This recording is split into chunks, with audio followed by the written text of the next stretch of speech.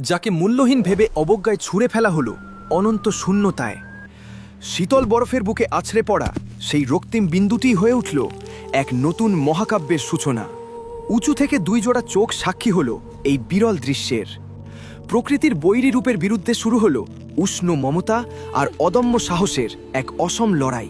সময়ের পরিক্রমায় সেই লড়াইয়ের ফসল তুষার রাজ্যে একাকী দাঁড়িয়ে থাকা এক জীবন্ত বিস্ময়।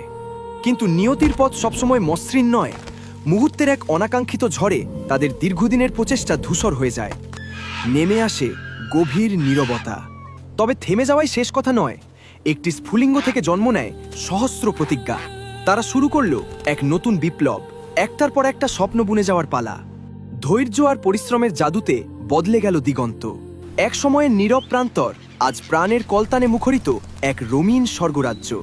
তারা প্রমাণ করল অদম্য ইচ্ছাশক্তির কাছে অসম্ভব হার মানে। মনে রাখবেন, একটি ক্ষুদ্র শুরুই বদলে দিতে পারে পুরো পৃথিবী।